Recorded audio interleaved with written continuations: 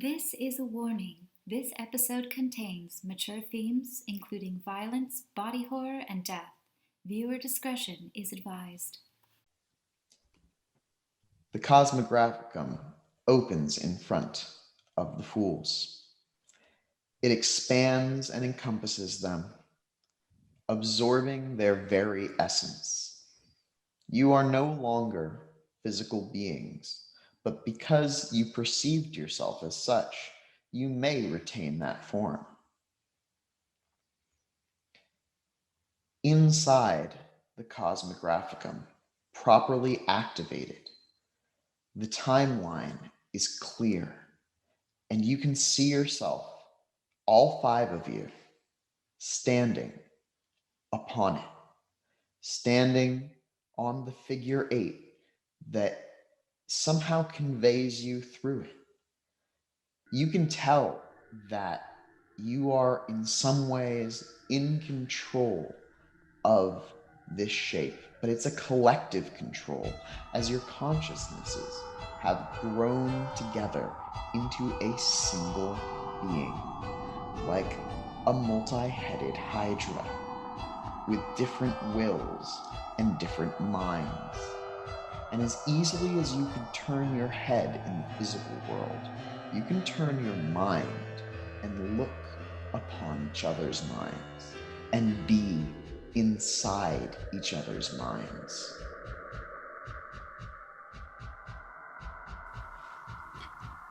Mona's gonna start off looking like Mona,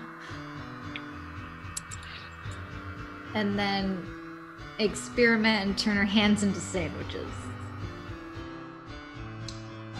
Yes, that appears to happen.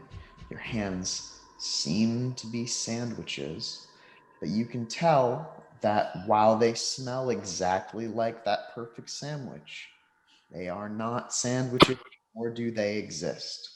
Right. And so Hannah would be aware that the Mona part of the mind has done something weird with sandwiches. You all smell sandwiches. So the Hannah mind turns towards the Mona mind. Just what are we doing? Because I guess we're one being. So what are we doing? Why do we have sandwiches? And we'll be focusing on Mona. No, you're totally right. We shouldn't be focusing on sandwiches. We should get the job done. I was just experimenting. When you are all focused on the Mona mind and these sandwiches, you kind of see Mona's mental landscape. In fact, the point where you are is almost like a joining of 5 mental landscapes, and each of your inner souls is laid bare to everyone around you. It's kind of like your nimbus, if your nimbus was fully manifested. And Mona, when people look at you, what do they see? They see a car show in like a convention center, and it's old-timey cars where the hood's off so you can see all the engines and like pistons on the inside, and then just like some of them are on fire, and then there are also some angels flying around. So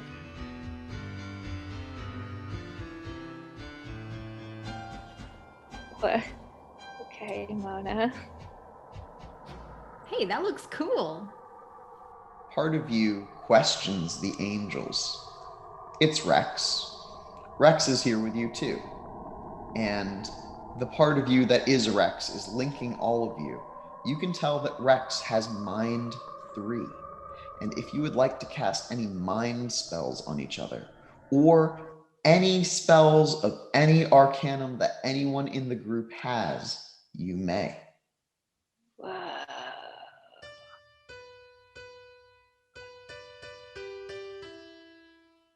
Okay, so Mona said, or the Mona part of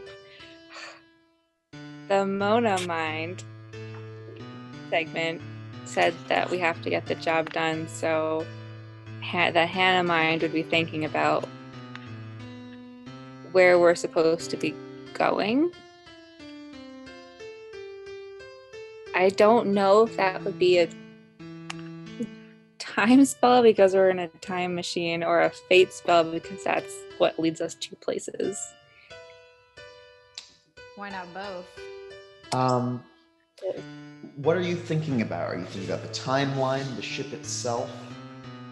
I'm thinking about the timeline, and I'm also thinking about how this seems like this is a destined group, and I'm thinking about my part of this destiny, and where that endpoint might be. So, but I'm thinking about Hannah thinks that this is Parallax's fault and hasn't quite understood where the problem started outside of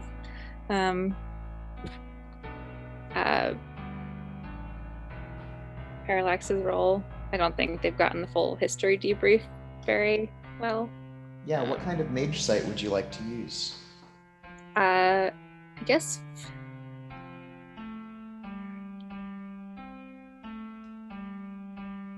I could use time sight. Yeah, why don't you use Parallax's time plus Gnosis? Parallax, could you roll your time Gnosis? Because I don't know what it is.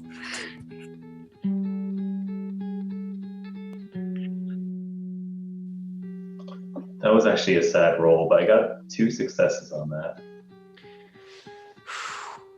Time and fate are muddled for this group. It's very unclear where anything starts and stops. You can tell that there is some sort of fated connection between you and this machine, and the machine and the timeline. The timeline stretches both forwards and back, and you are all tied to both forwards and back. Tied to an unusually long period of history, because unlike a mortal life, which should be just a flash in the pan, the connection here goes back to a perceived beginning of time. You couldn't measure it in years, because time doesn't truly flow in years. But in the fabric of time itself, you can see a beginning, and you don't see an end, but you can tell that in front of you is limitless possibilities. That's probably a good thing, so time isn't going to end and be destroyed.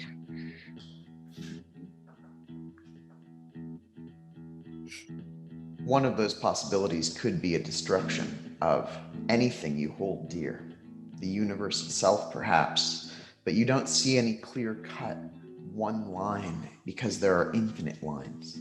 You feel as though you could navigate through them and spend so much time picking through them and examining any aspect of this.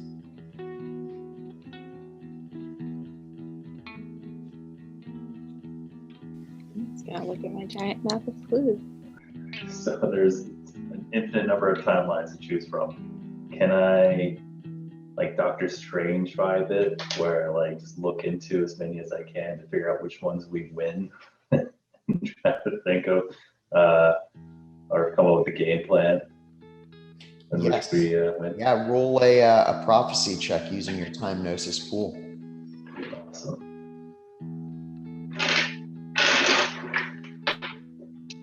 Let's see. It's gonna be 7 successes.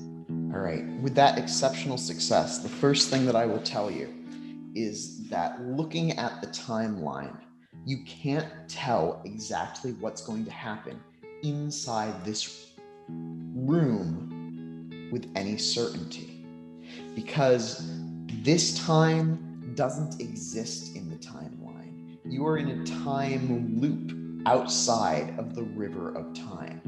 The place that you are in right now has its own time with its own rules. You think that this is why time was acting so strangely before, time magic that is, because Every time you would cast one of those spells, you weren't affecting the main timeline. You were affecting the river of time inside this snake. It's as if someone took part of the timeline out and connected it end to end to create its own time loop. The time inside the snake is infinite and different than any other time. The prophecy spell can determine outcomes from what happens here inside the snake, but it cannot determine things that are about to happen inside the snake in the general scheme of time. It can, however, determine them for the time snake itself. What that means is that you can ask questions about what happens here inside the snake, and you can ask questions about what happens after the cabal's experience with the snake. But you're having a hard time connecting the timeline inside and the timeline outside. It's very hard for you to prophesize those connections. And with that in mind, does anyone have any questions? Because as Parallax casts this spell, you are all casting this prophecy spell. So many. Do we feel like we could go both forward and backward in time? Yes. Interesting. And do we feel like we could stop the snake and get off and get back on? Or does it feel just like at some point we would just get kicked out of the snake? Can we ever leave the snake again? Can you ever leave the snake again? Yes. You can see timelines where some of you leave the snake. Okay.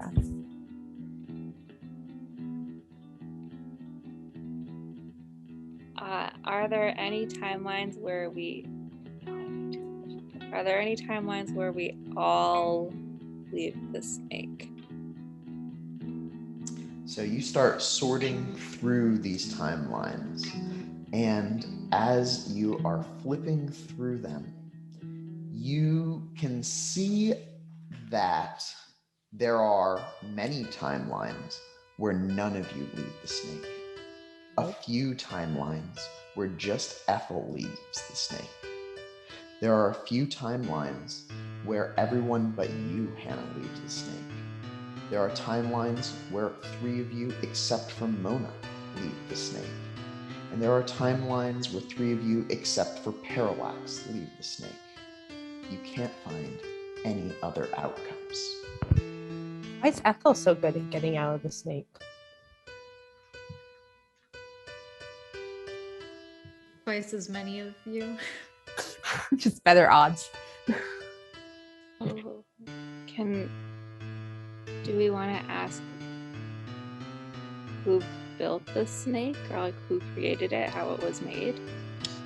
It wouldn't be part of the prophecy spell, which is detecting the possible futures, and you do have 4 more questions as you have used 3. However, that would certainly be something that you could determine with a time spell, or try to determine. Could one of our questions relate to what would happen if we went back to certain moments in time? Like if we went back to the signing of the secret accordance? All you would be able to see is the outcomes of what happens inside the snake. You cannot see what happens if you go back to a time in the past and then get out, because that would be crossing over the barrier between snake and outside world. Do we want to ask what happens if we destroy the snake timeline? Either destroy or take out of the planes, because it doesn't belong here. So as a yes or no question, what would you like to ask? Can you clarify one thing from before quicker? So was there, okay, this question, so was there no timeline where we all left? There was no timeline when you all left. Okay, that's not very chill. Chill. There were timelines where none of you left. Good. All right, well, let's ask about the destruction one. What happens if we destroy the timeline? Oh, it has to be yes or no. Can we destroy the snake? Destroying the snake destroy the world? Is that what we want to know? Oh, that's maybe a solid question to ask. Big But would repercussions. we actually? Would we know that it actually destroyed the world if we destroyed the snake ship? So your question I mean, is, would you destroy the world if you destroyed the snake ship? Yes. I vote yes. All right, well, the answer to that is yes. You can see the snake as part of the timeline, apart from the timeline. And as that part of the timeline collapses, it leaves an empty space in the river of time, like a deep black hole that time in the future and the past flow into, pouring down infinitely into the abyss. And you can finally see what you are on top of. You are on top of the abyss. Time is flowing through nothingness, and that nothingness is dark. Cutting the area that is this time loop, somehow it would destabilize the entire timeline. You're not entirely sure what that would look like, and it might be possible to stop all of time from falling into the hole, but destroying the ship would cause some sort of catastrophe in time.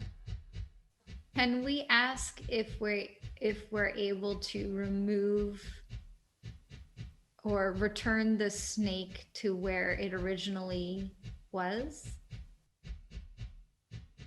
Well, perhaps instead of returning it, I think it's part of that timeline now. So instead of having it like, the infinite loop as it was made to be, somehow we can unravel it perhaps so that it lines up with the timeline.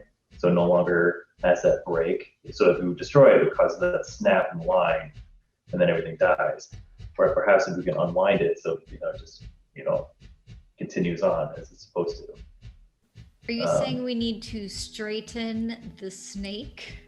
I mean, yeah, I don't know if we can, but it's an idea.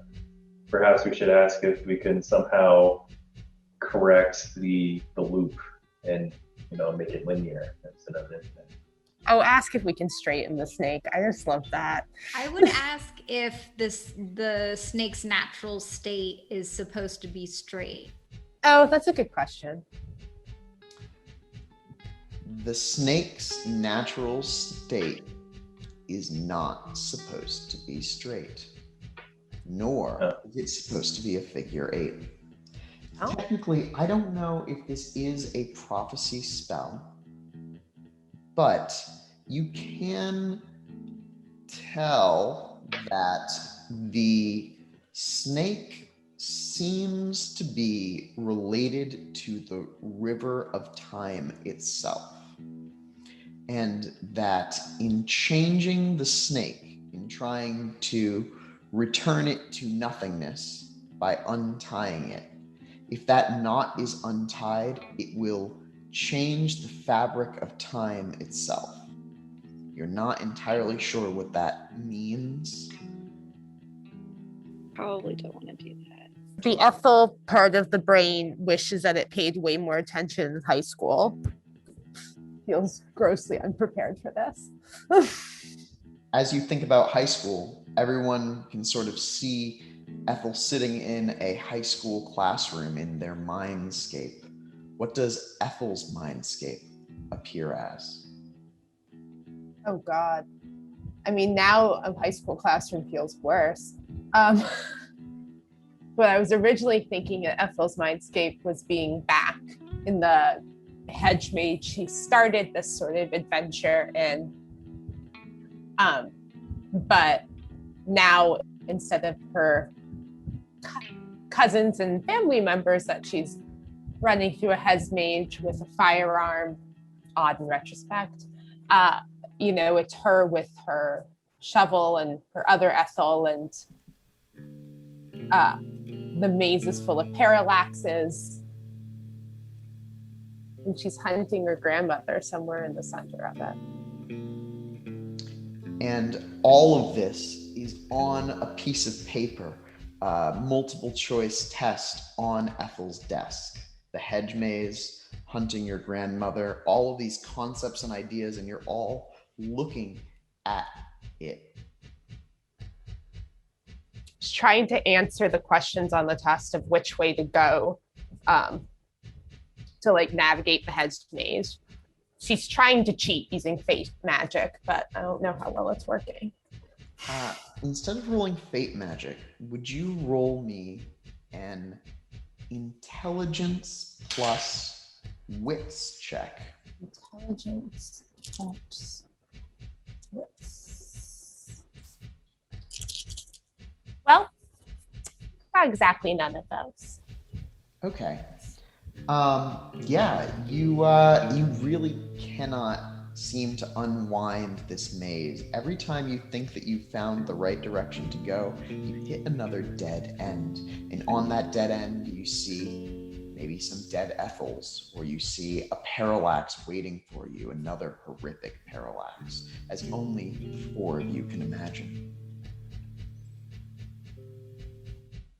Is anyone else interacting with the test, or you have 2 more questions left on your prophecy? Okay, let's review what we've learned so far before we use the other 2. If we destroy the snake thing, we destroy the world. It's supposed to be in its twisted state. Well, it's not supposed to be in its. It's not supposed to be in its twisted state, but it has to be. I'm very confused upon that one. It should be an infinite loop, but it can't be a linear line either. Okay. So I guess it bends and forth. So it could be something like maybe it could be like a Mobius strip, or it could be like The circle. it could be a circle too. It's a So lot of shapes. It shouldn't have the cross. That's the thing, right? That part is bad. Yeah, not Perhaps. straight, but not straight. Each of the party members is now sitting at one of the desks in the testing room, and there's a snap of a faceless teacher at a desk who seems to think to you that there's no talking. Rex, who is also sitting at one of these chairs, kind of deletes that figure from existence with a mind spell and says, all right, now everyone, remember, we're ourselves, right? I don't really want to be all of you. You all seem a little unstable. And as Rex says this, you can see a glimpse into his mindscape. And in his mindscape, the whole room is on fire, and it seems as though there are figures with horns and long, many-clawed arms, which very quickly, Rex takes control of his mind, as any of you can now do since you have control of mind magic, and kind of blots that area out. He kind of takes his thing and makes it hazy. So now you can only see hazy flames behind him. You're unhinged. I think we're unhinged.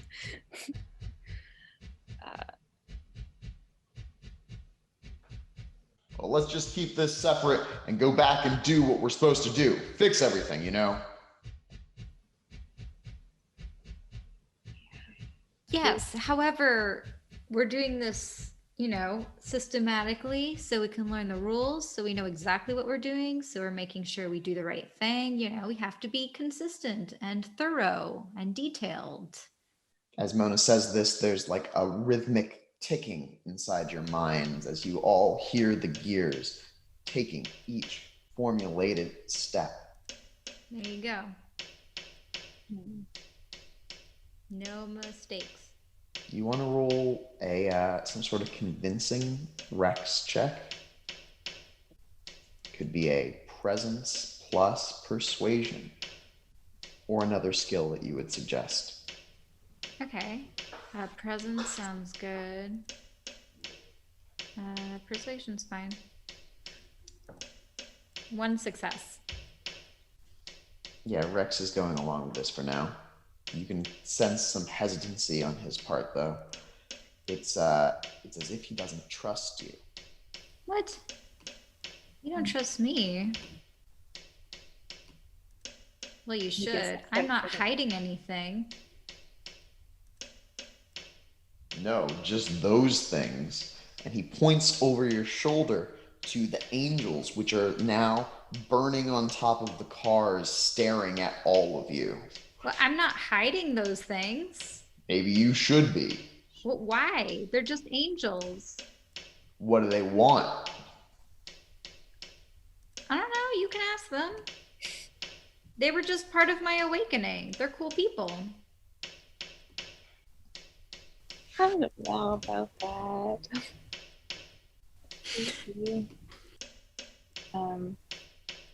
Hannah's trying to think about like trying to remember geometry and shapes. It's like not a figure eight and not a straight line. And think that it could be a circle. But I'm also okay, so there's a figure eight that's the one that we're in, and then there's a figure eight that's the snake in the sky, and the figure eight with a tunnel. It's not supposed to be a figure eight, so the crossing part isn't right. But we know where it crosses. It's at that farm with the houses, right? That's where it is in the real life with the tunnel. Is that so? If we were to unfigure eight it, would we mess up the farm? Like, do you think it's a stacked layer of figure eights? I don't know, blow up the farm? I don't know how to make it not be a circle, but then twist it.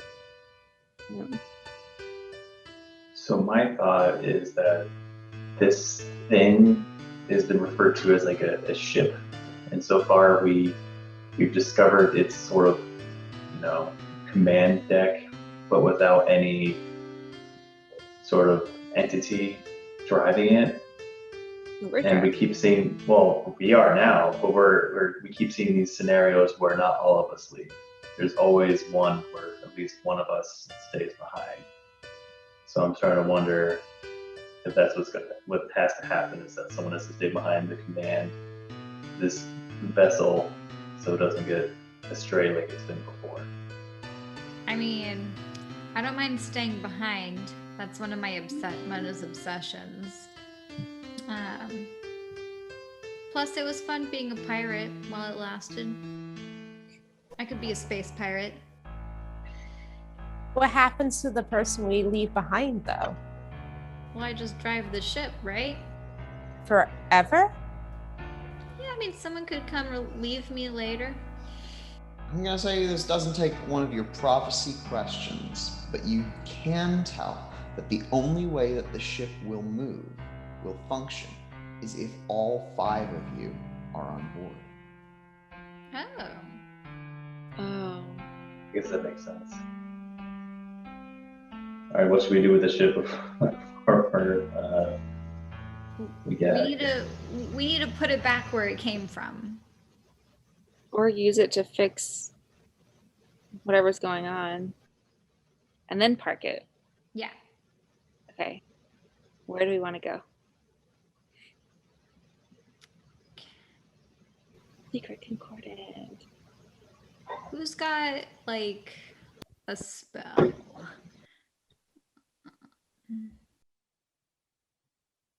I guess we could do a fate spell of where to go. I don't know if that would work. Do you want to roll a fate spell? What are you trying to do with it?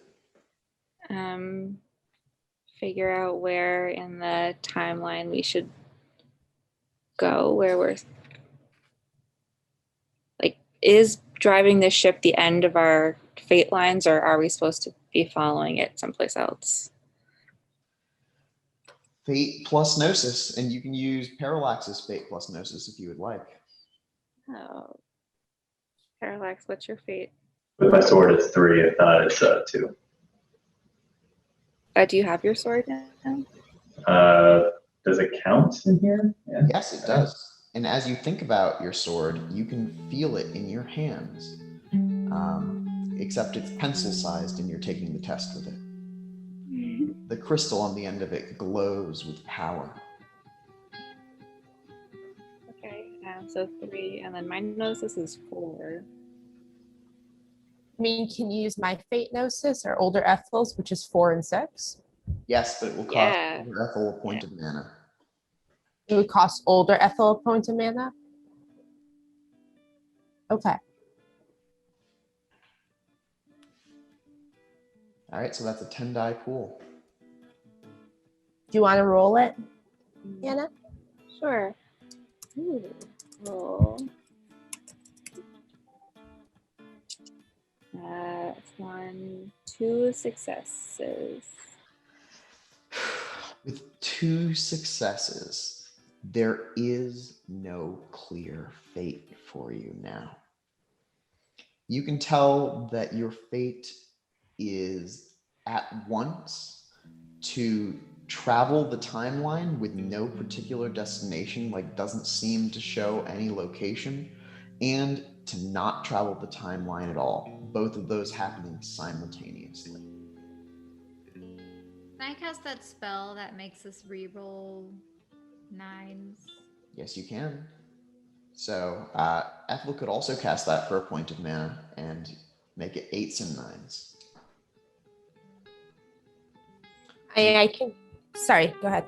Do you want to use any other reach to extend this in any way? So you can make it last longer. Can I make it so it works for everybody and it lasts? Works for anybody would just make it 9s, right? Yep. Yeah, I'll make it so it works for everybody and lasts as long as I can with 1 extra reach. All right, so not overreaching. You make it 9 again. This won't affect spell casting rolls, however. So yes, it's just a simple Fate Gnosis, costs a point of mana.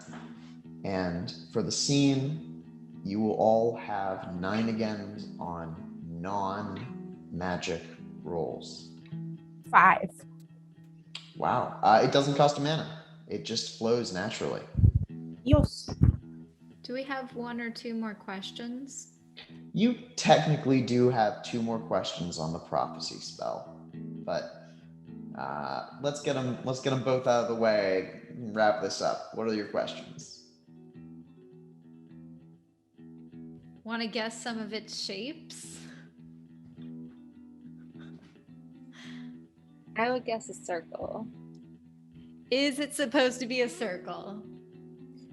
Is the ship supposed to be a circle? The snake, right? The snake. If the snake is a circle, it will no longer function as a time machine. What will it function as? It's not supposed to be a circle. It will not function. How about the question? But maybe it's not a time machine. Yeah, that's what I was thinking. Is this machine supposed to be a time machine? Or was this always a time machine, maybe? Yeah. It has, since the dawn of time, been a time machine. That's weird. That doesn't seem like a natural part of the world, though. Like, right. I think it is a Mobius strip. Definitely not natural. So someone made this, but at the beginning of time? Or made it and its creation just, it exists for all time, always, because it exists. Is it Mona's God machine? Oh, man. You could use a prime spell to examine it. I mean, can that be a question we ask? Is it Mona's God? You've used up your prophecy questions. Ah. Yeah. All right. I can't. Oh, I guess. I have 5 prime now. Let's do it. I use tell me how this thing works spell. All right. Yeah, roll a prime gnosis. But I should let you guys know I have this other spell called Create Truth. And I just speak and the heavens reshape themselves. So keep that one in mind. 10's reroll. Yes.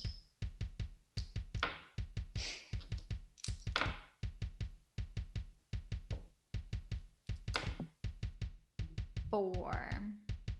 With 4 successes, you can kind of, how do you want to envision like the controls of this snake?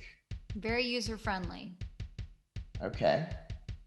What does that look like? Like a car. Okay. You're all inside a car. You're in the driving part of the car. And, oh, yes, we can take a quick 2-minute intermission, Trevor. Thanks.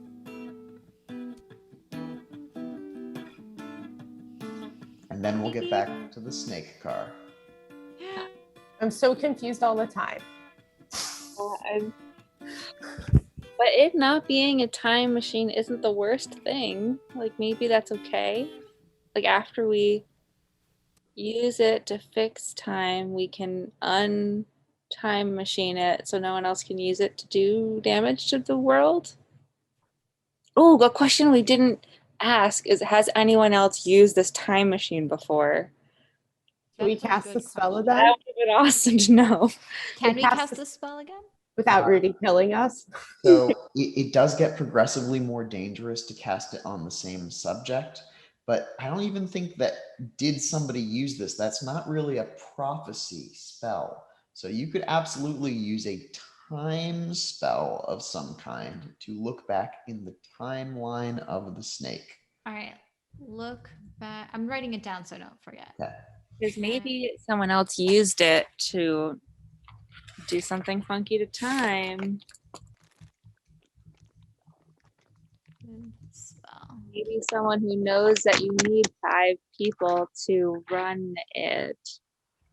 Yeah. You're definitely manipulated here, but I don't know by whom. Yeah. I mean, the Secret Concordance was done by 3 different people. It's different. 3 parties. 3 parties. Who else do we currently know is on the ship? There are some bad parallaxes, right? Yeah.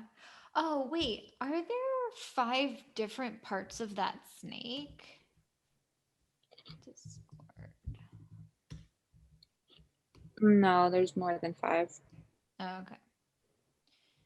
But okay, so there are lots of things with 3s because the 3 signatory and there's the 3 houses, and all the colors kind of match. Mm-hmm. But there's things with 5, right? There's the Yes, 5. governmental situation is 5 groups and a person in the Nemean in the middle. The paths to awakening, there's no like little chart that draws them out with 1 in the middle, is there? I don't think there's one in the middle. I think it's just a It's like all around the outside. program. Thanks for that. Are there any other parties of 5 that we know about? But I don't think we do. Or we might, but we don't know it. Okay, so I'm going to go back into describing the time machine as a car. Yeah, sorry, Hannah. Why is it always a car? As you imagine the time machine to be a car, are you all in the driver's seat, or are you establishing separate identities and being different seats in the car? Hannah doesn't really drive cars, but they do have one of those like little kid sidekick plastic cars. Car driving wheel. I know card, steering wheel. Yep. But so like in their head, they see themselves in the driver's seat with this plastic wheel, but also at the same time, Mona is in the same seat driving with the actual steering wheel.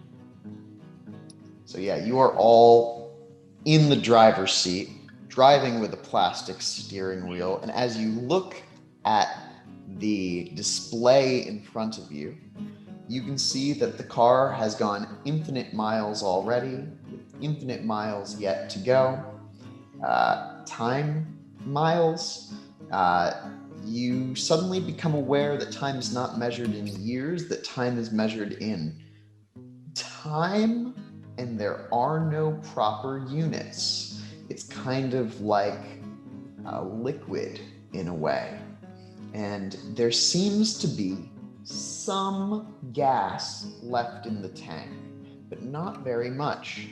And as you look at it, you got 4 successes. Yeah. You can tell that the gas that is in the tank is in some way pure fate. It's as if your fate can propel you through time. What else are you checking out on this car? It's user history. Where do you imagine finding that? Probably in the paperwork in the glove compartment. All right, you lean over, you open up the glove compartment. Everybody say one thing that's in the glove compartment. Rocks. Pretty rocks. That's in my glove compartment. There's a revolver, a gun. There's also paperwork about what's been fixed. You know, you have to keep track of what you replace in your car and who owned it and how many crashes it's been in. Also license and registration. There's going to be a timer, like one of those sand ones. And a whole bunch of menus to places. I love it. Fishing through the junk in the glove compartment, you find that there is a paper that's kept track of previous owners. There's also like an instruction manual for how the car works and what the different lights mean. Perfect. What are you looking for in those things? Who's driven the car before? Mm-hmm. So there are a series of 5 different owners, but the owners have been crossed off, several of them. One of them, however, the 3rd owner says Merlin. And the 1st owner says Arctis. Owners 2, 4, and 5 are crossed off. Merlin is number 3, and number 1 is Arctis. How's that spelled? Arctus.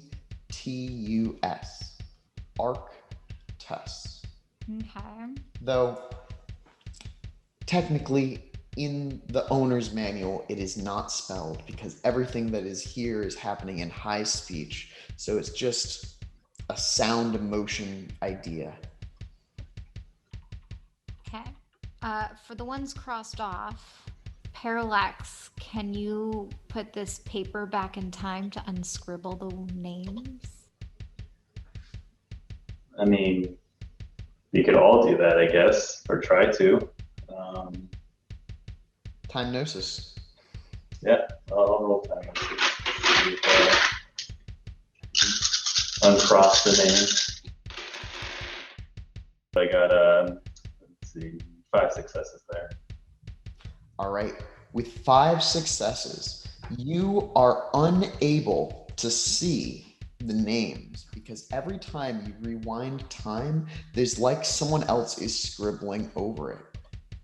But you can tell that whoever did this is a powerful time mage. You can also tell, looking at the bottom entry, that the bottom entry seems to have erased both 4 and 5 and tried to erase all of them.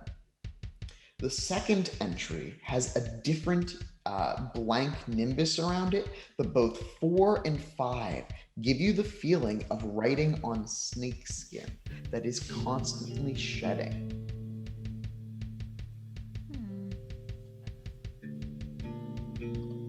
Okay, Arctis is number 1, first owner. What are the nimbuses that go with Arctis and Merlin? You've got some very powerful prime magic. Why don't you roll your prime gnosis as you examine the nimbuses using time? 7. I rolled 4 zeros.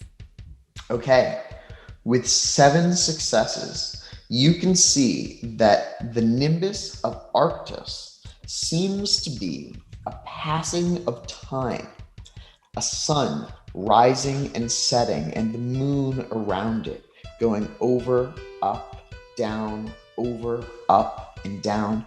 It reminds you of a dream, but you just can't place it. When you look at Merlin's nimbus, the road in front of you fills with a mist, and you can tell that there are many different pathways. It's as if you can see the different trails of fate. And it looks like something out of your imagination, Hannah. It's all of these different brick roads in different colors, and they lead into darkness. Okay, isn't that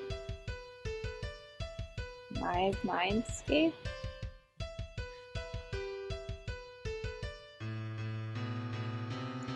Wait, who's what? Where was that? That was Merlin's nimbus. That's weird. Okay.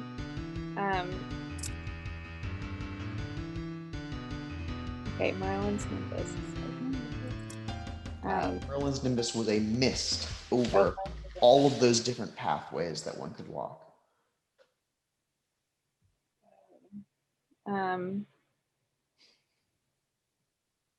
Using Rex's mind magic, can we clear that mist? Or is that like, this is just the nimbus? That is the nimbus. That's right. That mist is somehow connected to Merlin's casting in general. In fact, the mist represents, because you're in this pure state, the unknown itself. Merlin's nimbus seems to give you a sense that fate itself is unwritten and that there are many roads to walk. I'll dig it. Wow, this has been used a lot. Yeah. And someone didn't want, and someone's destroyed the evidence. That's not great. Can I use my create truth spell and say the signatures are now legible and just make it happen? Is that how that spell works? That is not how that spell works. I do think that you could use a prime spell to try to undo the spell work that is here, however. Yeah. Dispel that magic? Yeah. It's just going to be very hard to dispel. These were some powerful casters. But you can definitely roll a prime gnosis.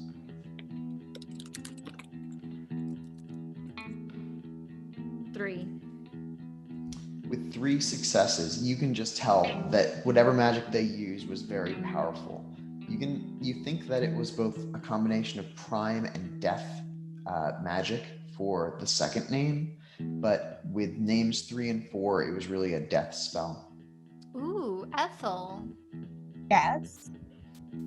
Can I do a spell to see who number 2 was? You can look at it with your death sight. Roll death gnosis, yeah. Okay. Also, is there some sort of spell we could cast to see if Merlin and Arctis are still on the ship? Yeah, because if you can't all leave the ship, and it has to be driven by 5 mages, these are only one name for each driver. How does that then? And 3. With 3 successes, you can't tell much more than what Mona saw. That there was some sort of death magic used to just destroy the nimbus of this second person, leaving it completely blank. And actually, since you are all here, technically, you should put your names on the owner's manual, shouldn't you? What name are you putting down?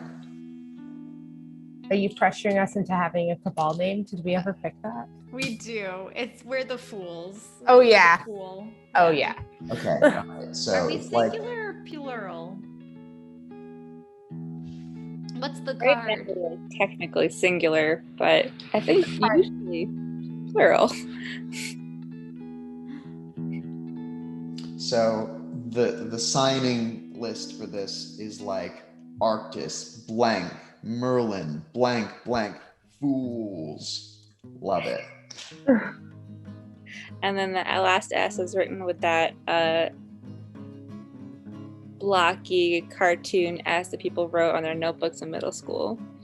Yeah. Yeah. The 3 lines and the diagonals. Yeah. Yeah. Flawless.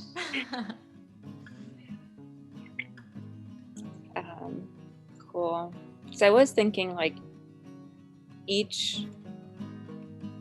there were 5. I got confused by the list and thought that all 5 of the previous owners were running it together, but that's not what people wrote down. They were individual drivers. Wait, so is there a way of knowing if those other 2 people are still present on the ship in any way? Well, you do have some space magic that you could use to try to scry on them, but you don't have any real connection to them, which would Besides make their signature.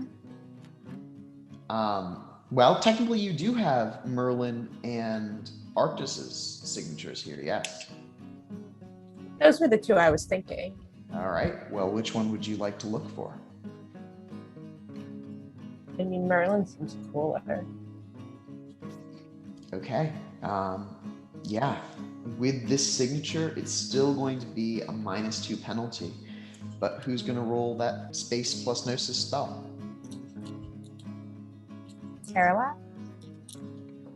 I would say Rex, because he has space as a arcana that doesn't require mana. That's true. And Rex could roll at a 7-die pool. Would anybody like to roll that for? -2, 5 dice. I'll roll my dumb idea. 2.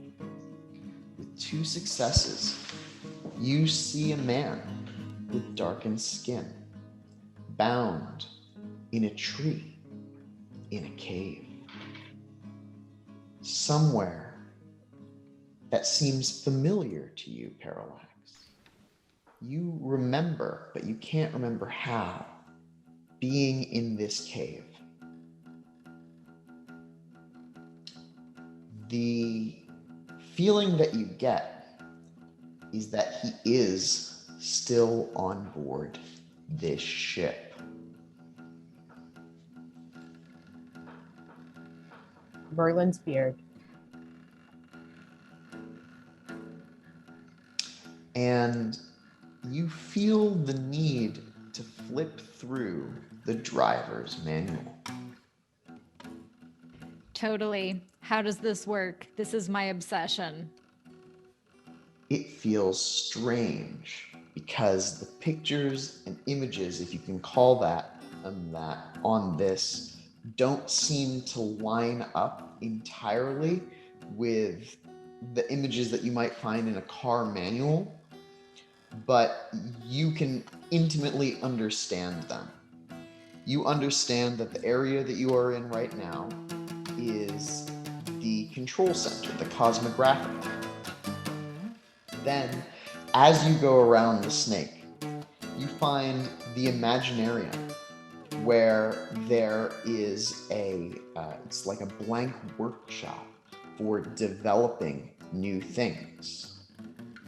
There's some place beyond that, which you recognize as the room with the axes, but it doesn't seem to be the only form that room can take. This room is called the Periculum Manifesta, but it seems to be some sort of hall of challenge where there are different challenges, and scribbled with magic in the book at this point is the words, "The Siege Perilous." Is this scribbled by, can I recognize the handwriting if it was written by Merlin or? Roll me a intelligence academics check. 0.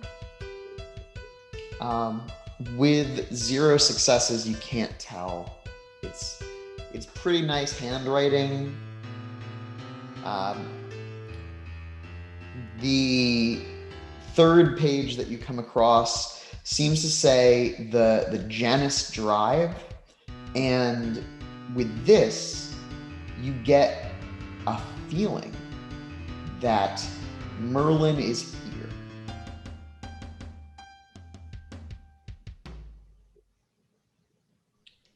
There are more pages to the book. There are those pages I described. What are you all as one doing?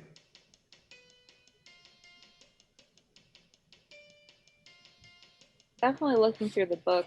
Hannah is very curious to know what the mushrooms section of this machine was.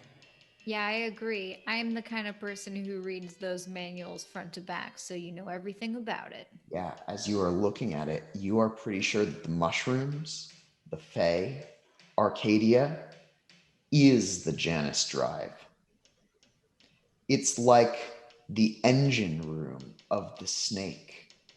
There's only a little bit of fate gas left in the tank, but that fate gas is being kept in the Fae. Is there a way, like, in the car, is there a part of the car that symbolizes the tank, which is the Fey world? So I can, like, loosen and tighten a few things, / change the fate of some things, / affect the Fey world.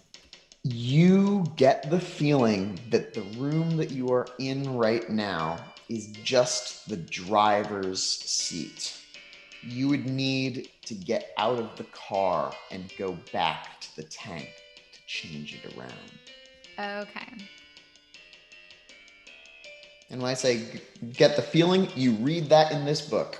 And then there is a fourth room, or a fourth function of this car, called the Vox Maiorum. And this one seems to be some sort of data repository, and it is familiar to older Ethel, in fact. Older Ethel, you're pretty sure that this is the room where you touched the walls and had those visions. It's some sort of hall of the dead.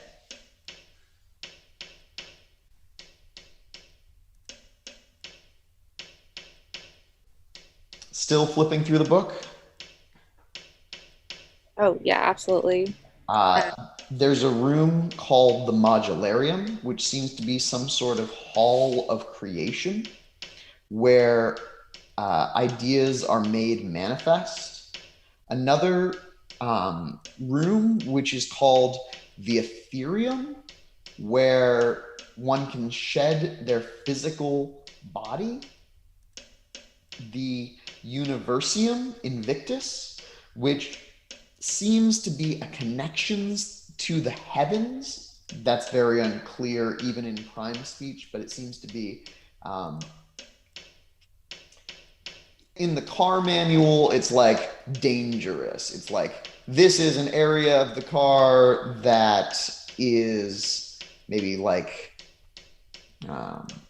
what would a car manual say about? It would say no information on how to fix it, but see your local dealer. Yeah, that's right. No information, see your local dealer. I love it. And the final room is a room called the Labyrinthus Anima, which seems to be some sort of infinite space, which is tied to the soul. And those are all of the rooms. Okay, so I totally lost the poem that we had to get this going, but do the number of rooms and types match the different paths, types of magic? Is that technically there are 5 watchtowers and 10 types of magic. It looks as though there are 9 rooms if you include the Cosmographicum. Yeah, so not quite.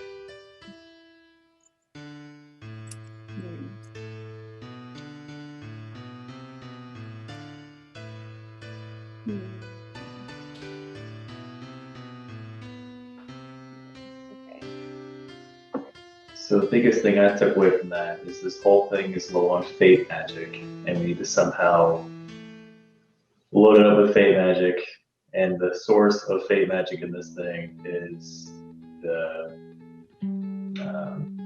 mushroom place, The Fae. The Fae, yeah. Unless I misunderstood that, but that was my takeaway. I think we should probably try to get there now. And Well, do we have enough gas to drive around a bit? Yes, there is some gas in the tank. Go to the secret concordance signing. Let's do it. do you have enough to get back though? We'll just feed fate magic into it. Yeah. So this is gonna be like one of those situations where we need like 1.21 gigawatts of electricity for this thing to work. We need to somehow. All right. Okay. Let's go to the secret concordant then, I guess. There is a slight problem. Do any of you know when and where the secret concordant was? It was sometime while Chain was alive. I know that because he was one of the signers. Was he? I thought he was just part of one of the groups that signed it. That's more accurate, in fact. So Ebon News, the White Putnams, and a third signatory. And then Chain is just part of the White Putnams. Oh, okay. I think it was signed at Witch Hollow Farm, but I'm not sure. Let's use time magic on it. Do you still have the box? No, we don't have the box. We're not physical constructs anymore. Oh, but you have the box. Yes. Yeah, but that's not the secret concordance. Yeah, it's inside the box, right? No, we don't know that. But it's in... Wait, where is it? Do we? Remember what happened when we opened the box last time? We didn't. We never opened the box. No one has said or determined that there is anything inside the box at all. Yeah. But we do know it's attached to the secret concordant. Only because there was a line in my map. I don't remember when or why I wrote it. It might be wrong. I mean, I'm sure it is. But I think we should focus more on the concordant and less on the box. What? I mean, unless you have The another box. way to draw us to the concordant, I think the box is the only thing that we have or can think of that has a connection that will link us to concordant. It's a singular thing that can only exist once in all of time. And it is the only thing that has stayed with us in all realms and places. It's just, the last time I thought about the box and also used this, I got possessed and almost murdered all of you guys. So I'm a little hesitant. But if we, okay, so we're not going to use it, we're just going to analyze it with time to figure out what time. And then we'll go Well, at that time. We want to open it. the person who made the box, I think, really was like, stop thinking about me. Stop bringing me up. You're gonna regret it. I'm pretty sure it's the same guy who exploded my wrench. Oh, there was someone who didn't want me to talk about them at all. Probably the same But person. very angry and upset and totally. I don't even know if I resolved that condition. And they're under Witch Hollow Farm. Yeah, I did not resolve that condition. I don't know what to do about that in this current singularity state where everyone. But you can all see it. You can all see the Lernian. You can all see the things that the Lernian was saying now. Hannah, want to give us a summary of what that looks like? Yeah, so terrifying, very big, deathly woman riding a chariot, because the Lernian is also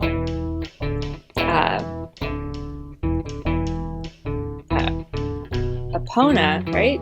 Epona's chariot? A member of the Cabal Epona's chariot. Member of the Cabal Epona's chariot. And the Lernian is also Mary Paris. Yeah, this horrifying woman underneath Witch Hollow Farm who did not want anyone to know who she was, where she was, or anything about her. Not unlike these signatures removed from existence. And not unlike the secret concordant that everyone wants to forget. She's very scary. She has cannibal children. Let's go there. So you know the where, I suppose. But when is the when? Guess you could roll time magic to find that out.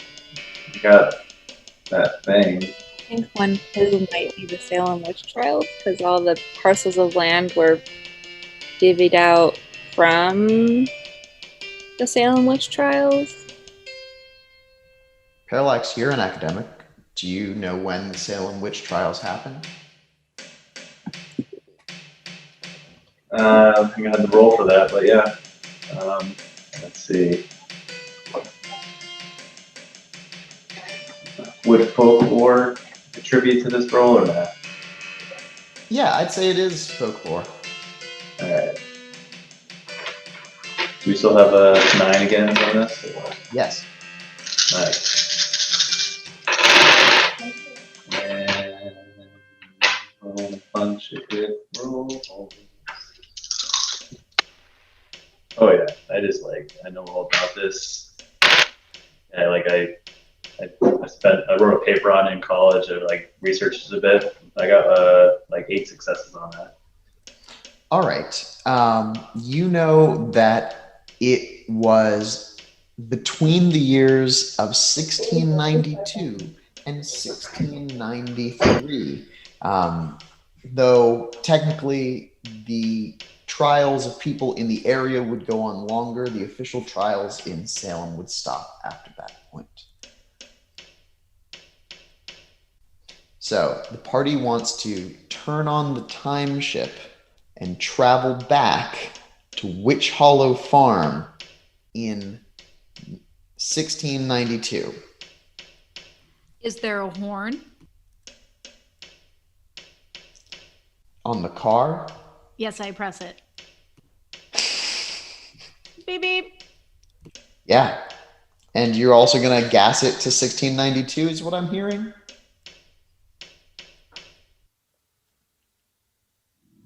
Okay. As you rev the engine to start it up, the car drives forward, and you can immediately tell that something is wrong.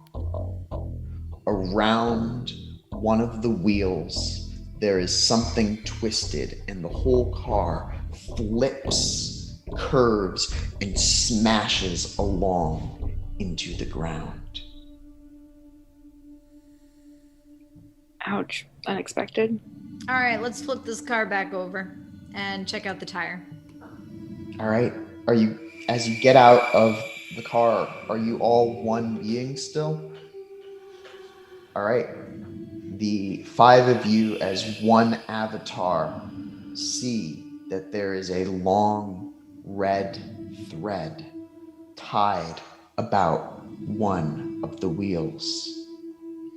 And that string goes back along a yellow brick road, back to a shadowy shape, a strange lizard with many heads, all writhing. How many heads? 5 heads. The And previous. then it distills down into a single person. It's Ermengarde Ward. And that's where we're going to end this session. Wait, what? Like Ethel or the person that Ethel is. It's Ethel. Yeah, Ermengarde's Ethel's real name. Yeah. That's right. It's Ermengarde Ward. At Jude, what we should- point in Go time? ahead. Sorry, I guess we probably shouldn't be asking questions right now. Go ahead, Charlotte. Oh, I was just gonna say we should find Merlin. That sounds cool. No, I know where Merlin is. Where is he? I trapped him in a tree Oh. when I was Ramona. We don't know. Is he in the Fae? Yeah. Oh, okay. Yeah. So he's Tree. in the fuel area. Yeah, we are. The car is running on, well, fate, but probably also a little bit of Merlin. Blood. Yeah, he's not having a great time. Classic Merlin blood. Huh. So yeah. Unexpected. Hey! What was your question, Victoria? Just sort of at what point in time that Ermengarde was. That's all attached to. Like, could we tell? Is it older? Is it younger? Is it exactly the same? Well, older and younger Ethel are the same biological age. So they are the same biological age as both of the older and younger Ethels. They're much more stoic looking. Okay. I mean, not okay, but okay. So definitely everyone gets a beat, and everyone gets an arcane beat for interacting with the Cosmographicum controls. In fact, take 2 beats for kind of figuring out how to look for a driver's manual and looking through it and figuring out all this stuff about the Cosmographicum. Did you say arcane or regular beat for that?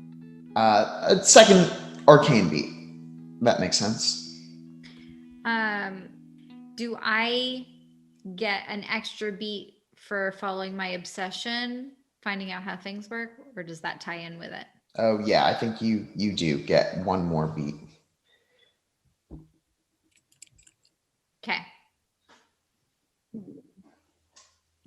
And then do I gain a willpower because my virtue is prudent and I read the whole manual?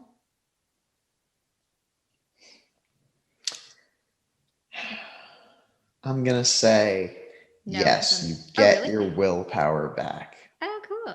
Okay. Because if you hadn't been reading the willpower, you could have been looking out the window to see the problems that were happening.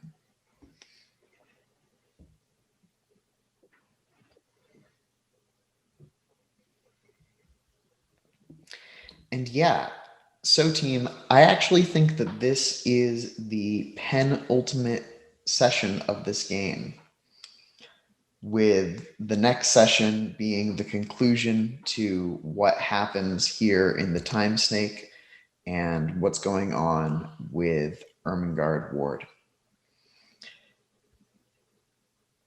Then I think after we take a little bit of a break, I would do maybe a second season of this game set in 1692. Nice. Where we all survive and get to play in the season 2. If any of you die, you become witches from 1692 who are encountering time travelers and having to deal with that. Okay.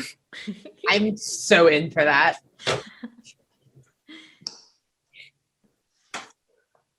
But yeah, once again, it's just wonderful gaming with you all and having so much fun telling this story. It's such a cool idea to explore, and I wouldn't want to explore it with anyone else. Thank Right. you so much, Rudy. Oh. Thank you. Running such a confusing but lovely game. And thank you so much to our viewers for supporting us from the shadows. We intend to keep bringing you stories from our table of horror, adventure, and mystery. If you'd like to be involved in the shape of the next storyline, please join us on our Discord. And a special challenge to all our top fans out there. When you hear this message, would you go through each video in this series and leave a comment about your favorite part to help new viewers find our channel? If you're looking for more tabletop content, I would strongly recommend this next show, which features both Charlie and I. Hey, Kevin! I want to be a wizard! How do we make that happen? Oh, why don't you roll? I read about that. Oh, where did these dice come from? I rolled a 10 plus 2. Oh, it's a complete success. You're sorted into Ravenclaw just like 4 of your best friends. Wait, seriously? Oh, no, but could you imagine? Now, go make a character sheet and let's roll some dice. Also, can I record you? Ah, where'd that microphone come from?